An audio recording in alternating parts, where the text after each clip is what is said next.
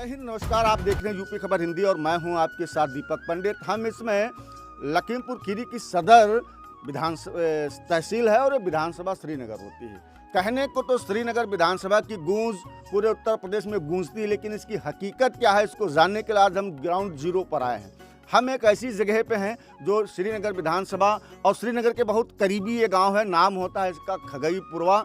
और यहाँ पर अगर हम कहेंगे जो श्रीनगर का क्षेत्र आता है, करीब 12 से 13 ऐसे पुल हैं जो बसपा की सरकार में बनवाए गए थे। चूँकि करीब 2 दर्जन से ज़्यादा गांव अंदर पड़ते हैं बाढ़ के अंदर, और उनसे बाहर निकलने के लिए पुलों का संपर्क बनवाया गया था, आर पार का रास्ता बनाया गया था। लेकिन उसके बाद सरकारें बदली, संसद से लेकर विधानसभा तक सीटें बदली, लेकिन जो जिम्मेदार लोग थे उनकी इच्छा शक्ति सिकुड़ती चली गई। संसद और विधानसभा में जगहें बेशक बढ़ाई गई, लेकिन उनकी जब इच्छा शक्ति सिकुड़ गई तो उनके अंदर काम करने की मनोदशा नहीं बनी। हम ऐसे गाँव में हैं और ऐसी जगह सफ़र कर रहे हैं जहाँ पर लोग, चाहे शिक्षक हों, चाहे बच्चे हों, चाहे ग्रामीण हों, अपनी जान को हथेली पर लेकर के सफ़र करते हैं। हमारे साथ तमाम वो बच्चे हैं जो लगातार इस खगईपुरवा जो लोग गांव में कटे बाढ़ से प्रभावित हैं, वो गांव के बाहर आके बंधे पे अपनी गुजर बसर करते हैं और यहाँ से रोजाना वो पढ़ने के लिए अपने विद्यालय को जाते हैं। हमारे साथ वहाँ के शिक्षक हम सीधे बात करते हैं। मैम, क्या क्या शुभ नाम है आपका?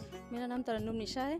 कितनी दिक्कतें होती हैं? बहुत ज़्यादा दिक्कत होती है। 2 महीने स्कूल पहुंचने के लिए ना रास्ता है, बस यही एक नाव, एक हमारा साधन है और हम लोग स्कूल भी पहुंच रहे हैं, यही बहुत बड़ी बात है। इससे पहले भी एक शिक्षक की मौत हो गई जी जी जी, एक शिक्षक थे, वो ग्रंट थे और खाम्बी में तालाब है, वहाँ पे डूब के रास्ता कहाँ पे है और डूब कर खत्म हो गए। बाढ़ के समय सड़कें कट जाती हैं तो पता नहीं लगता है। सड़कें कट जाती हैं, पता लगता नहीं है कि कहाँ पे रास्ता है, कहाँ पे गड्ढा है। इसलिए पिछली बार 2-3 साल पहले एक हमारे ग्रंट के शिक्षक साथी थे जो उनको पता नहीं चला, अपनी बाइक से जा रहे थे और रास्ते में तालाब था, उस तालाब में बाइक समेत चले गए। 3 दिन बाद उनकी बॉडी मिली थी।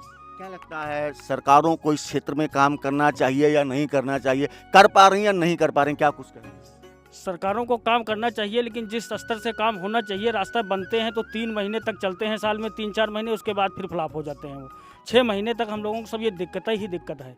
अब बाढ़ आई है, रास्ते कट गए हैं, उसके बाद 3-4 महीने कोई ध्यान नहीं देगा, फिर उसके बाद बनेगा तो 3 महीने वो चलेगा। ऐसा गड़बड़ रास्ते बनाए जाते हैं कि ज़्यादा से ज़्यादा 2-3 महीने वो चलते हैं, उसके बाद वो जैसा बाढ़ आती है तो फुल बाढ़ आ भी नहीं पाती है और रास्ते बह जाते हैं। जैसे यहाँ के लोगों के साथ हम बैठे और उनसे कहें कि देश तरक्की कर रहा है, चांद पर पहुँच गया, इतने इतने बड़े पुल, इतने इतने बड़े ओवर ब्रिज बन रहे हैं, तो क्या इन लोगों को हमारी बातें सच लगेंगी या इनको मजाक लगता होगा? देखिए, जो आप कह रहे हैं इसमें कहीं तक सच्चाई तो है ही है।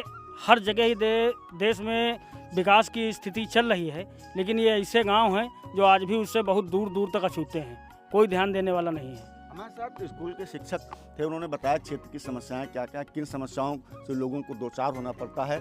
हम आगे भी पहुंचेंगे दूसरे स्टेशन पर, वहां पर आपको दिखाएंगे कि क्या कुछ बाढ़ की स्थितियां हैं और जिम्मेदार जो लोग हैं उनको शर्म आनी चाहिए कि आप विधानसभा में जाकर के ऐसे ऐसे करते हो कि देश तरक्की कर रहा है, प्रदेश तरक्की कर रहा है, लेकिन महोदया आपके क्षेत्र में तरक्की कितनी है ये हम आपको दिखा रहे हैं। ऐसी और तमाम खबरों के लिए आप बने रहेगा हमारे साथ। कैमरा सहयोगी आयुष पंडित के साथ मैं दीपक पंडित, लखीमपुर खीरी।